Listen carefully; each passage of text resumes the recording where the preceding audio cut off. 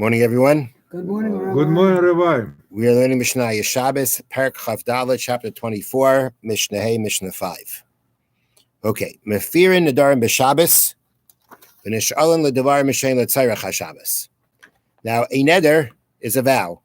It means a person has the ability to take something permissible and make a vow, which means they can create a prohibition upon themselves. They can say, I'm not going to eat today. And that creates a prohibition on them to do that if they seriously take it upon themselves and say that, and follow the halachas that are necessary for that to happen. This vow takes place on them. Now the Torah tells us that if a wife makes a vow, the husband has the day that he hears about it to nullify it. He could just say nothing doing. If a person's young daughter makes a vow, and she's old enough to make the vow, but she's still under the father's jurisdiction. She's a nara, that means from 12 to 12 and a half. Again, as soon as the father has one day, the day that he hears it, he has the power to nullify it. So if it comes out that the father hears about the vow that she made, that the wife made or the daughter made on Shabbos, we say you can nullify it on Shabbos. Typically, we would not allow you to nullify a vow, as we'll see soon, when we would not allow a person to nullify a vow. We'll see that soon. The point is going to be that being that he only has one day to do it, and if he doesn't do it today, he's not going to be able to do it anymore. Therefore, he's allowed to do it. Is that one day from the time he hears it or one day from the time she makes it? I think it's from the time he hears it. And you can ask for a nullification for things that are for a Shabbos need. Now, this is a separate case. This is not talking about a man hearing the vow about his wife. This is talking about a person made a vow, and he said, let's say he made a vow on Shabbos, I'm not eating today. Now, that's a problem, because he's supposed to eat on Shabbos. It's a mitzvah to eat on Shabbos. So what does he want to do? He wants to get a heter.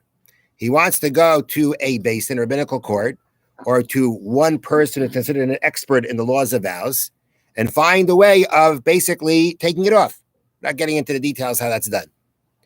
So we say like this: if this vow is relevant to Shabbos, by making the vow he cannot take care of a Shabbos need, then we say you can go to the beis din, to the rabbinical court, and have it taken off.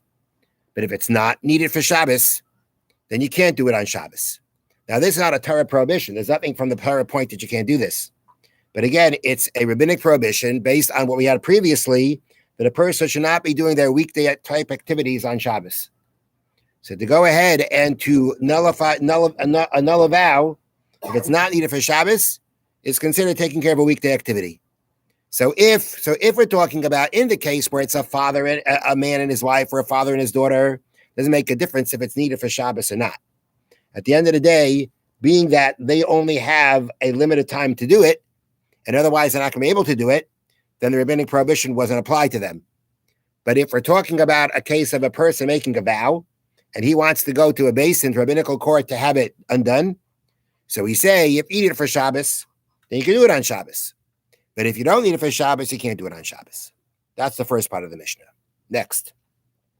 Paikikinas hama'ar. Paikikinas hama'ar means we can take, let's say, a board and shutter a window with it. You've got an opening. You want to close that opening in your wall. So what do? You take a board and you stick it into the area where the opening is.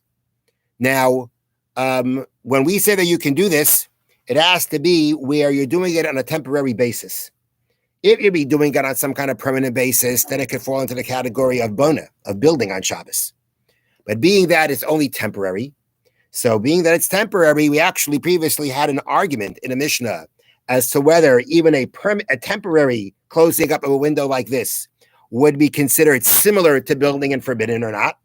And our Mishnah is following the opinion that says that you would be able to do this. You would be able to close up the window with a temporary board or something to put in there to block it. Next. You can measure a rag and a mikvah on Shabbos. Now, what that means is like this. There's another rabbinic decree that we don't measure things on Shabbos. But if the measurement is done for the purpose of a mitzvah, then for the purpose of a mitzvah, you would be allowed to do it. Now, in both these cases of the Mishnah, it's going to be, we consider this doing it for the purpose of a mitzvah. Now, the case of the mikvah, we get it, right? There's a mikvah, and you want to measure, and know, are there 40 sa'ah? Does it have the proper amount of water in it or not? And let's say for some reason a person needs to go to the mikvah on Shabbos. A person wants to eat something on Shabbos, and they're tummy. So they go to the mikvah to make themselves tar. There are cases you can do that. So that's considered for a mitzvah. And you can measure this body of water to see does it have enough water for the purposes of being used as a mikvah. The case of measuring the rag is the following. The halacha is that a beged, a garment, meaning a piece of cloth, has to have a minimum size in order for it to be susceptible to tumah, in order for it to become tamei, ritually impure, or to spread it to something else. And that amount is 3 etzbais by 3 etzbais, 3 finger breadths by 3 finger breadths. Finger breadth is like around here, I believe. That's not big, pretty small, meaning basically it would be a patch. So if it's large enough to be a patch, if it's 3 etzbais by 3 etzbais, it's called a beged. And then were it to come into contact with a source of tumah, like one of the dead rodents, become tamei. If let's say it was tamei already, as long as it is still 3 etzbais or 3 etzbais, it can now make something else tamei. But if let's say it was originally 3 by 3, it became tamei, and then it became less, then it became smaller, it wouldn't be able to spread the tumah to something else. Were it to touch truma, let's say, it wouldn't affect it. So it would be tamei itself. It itself would remain tamei, but it wouldn't have any effect on anything else. So now, the part of the Mishnah is that in a situation where you want to measure it, it came into contact with something, came into contact with some truma, and you want to know, can you eat the truma or not? That is considered, and so what do you want to do? You want to measure. Let's measure the cloth. Let's see how big it is.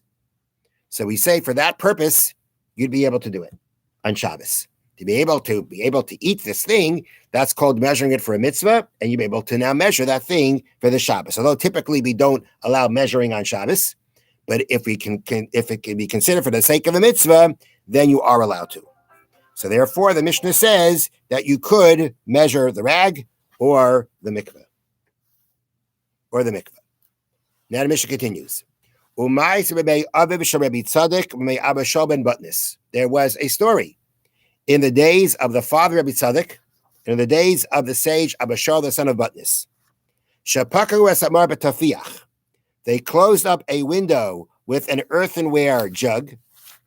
The kashers hamakeda begemi, and they tied a different type of earthenware vessel with reed to a stick. Leida im yesh begigis peseach tefach im lav, to know if the barrel had an opening of a tefach or not. I just read those words. They probably make no sense to you. So here's the story. The story is like this. The halacha is that, let's say, if a dead person is under the same roof as a person, as an article, even if you don't come into direct contact with the dead body, the tumah spreads throughout the room, makes everything under the roof tamei. Okay? Now, let's say there is a dead body in one room, okay, and there's another room under the same roof, and there's an opening, a window. Higher or lower. Excuse me? Higher or lower or whatever. They're under the same roof, and they're really separated, but there's a window in between the two of them.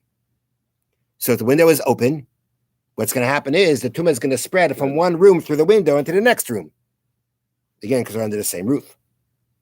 Now, we had the story here in this Mishnah was the following. There were these two houses next to each other with a narrow path in between them. And the description that's given in the Bartanura was that both of them had a barrel as like a roof over both of them. I guess I'm assuming that it was like a barrel like cut in half, and it was like put on top of them. That's the way it was. You can imagine that, these weren't such big houses, which you can understand that.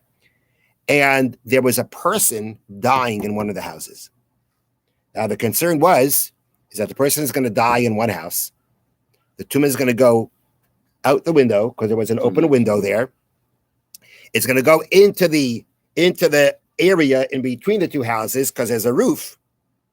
And because the roof is the roof over both houses, if the window to the other house was open, the tumah would go into the second house. And the people in the second house didn't want that to happen. So what did they do? They figured, well, if we close up the window, that'll block the tumah from going in. But that only helps. It only helps to block tumah can only be blocked by something that is not susceptible to tumah. If you'd have a board there, the board wouldn't stop the tumah from spreading because a board is susceptible to tumah. It's not going to block it. So they had to take an earthenware vessel and basically stick it in their window to block the tumah. Why would that block the tumah? Because we halach is an earthenware vessel only becomes tamei from its inside, not from the outside. That's the Torah decrees that. So, for instance, if you have a earthenware vessel and a dead, forget about the roof for a second, right?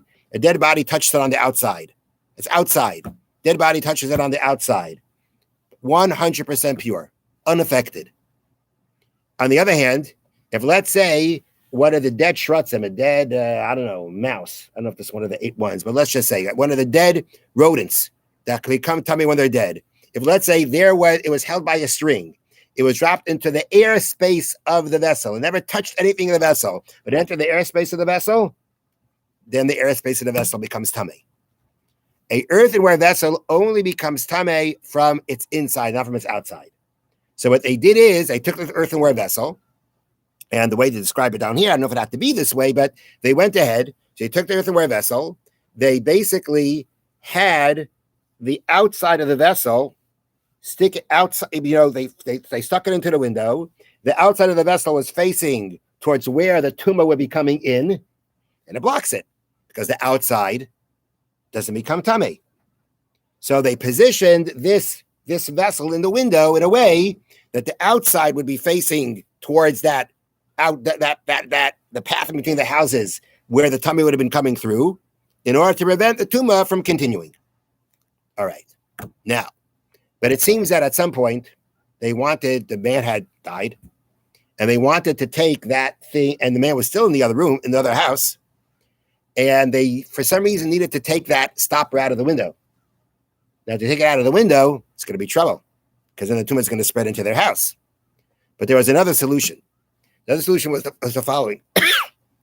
We mentioned that the only reason why the tumah could spread in this case is because there was that barrel that was a roof over both houses, connecting the houses. The halacha is that if, let's say, you have an opening, that is the size of a tefach, it's like called 3.5 by 3.5 inches. Let's just call it that. We'll call 4 by 4. Yeah. You have a hole that's a tefach. You have a tefach's worth open. Then we say, meaning, let's say even in a regular house, right? There's a hole in the roof, and the hole in the roof is a tefach. You know where the tumah is going to go? Straight up and out. That's the halacha. It's going to go straight up and out. So I'm not sure what happens to the other things in the house, but it's going to go up. That's the rule. So now, in this case, you have the tumah coming out of the house where the dead person is, coming through the window into the alleyway. The alleyway has that roof covering of a barrel. That's the means by which they're able to continue through. If there is a tefach space in that barrel, then the tumah is going to go up and out. It's not going to continue straight into the next house. You can make a hole. You could, but that wasn't the issue here. It's Shabbos. So you're going ahead. So now they said, okay, we got to take this thing out of the window. Let's go measure and see if, right, there's a big enough hole up there in the barrel to say that the tumah goes up and out of it. And they measured it. How did they measure it? Apparently it was kind of high up there. They couldn't reach it. So what did they do? They took a vessel, a small vessel. They measured it, and they measured it to see that it was a tefach. They tied it onto a stick in a way that it was tied on in a permissible way. And they stuck it up to see, would this fit through? Would it fit through, or would it go into the hole to see that it was a tefach, that it was a tefach wide? And by doing that, they realize they don't need to close up the window anymore. They never had to close up the window, and they won't become tamei. So that's what it means here. They closed up the window with this earthenware vessel.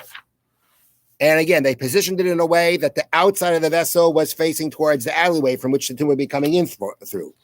The kasher samakeda begemi, they went in and they tied another vessel, another earthenware vessel, begemi with reed.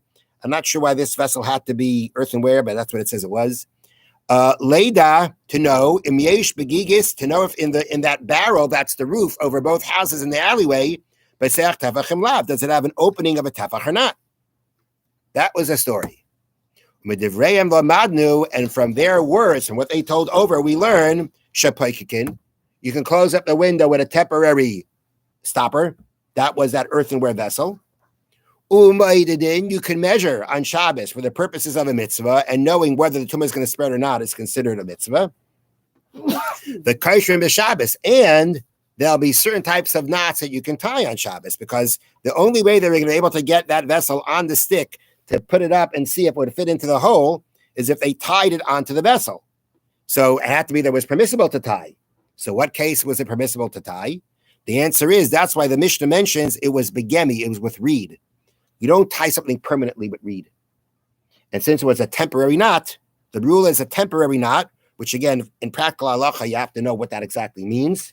But in this case, where you went ahead and you used the gemi, the reed, that tying that a knot temporary with the reed is a temporary knot, and therefore there was no problem of tying it on Shabbos.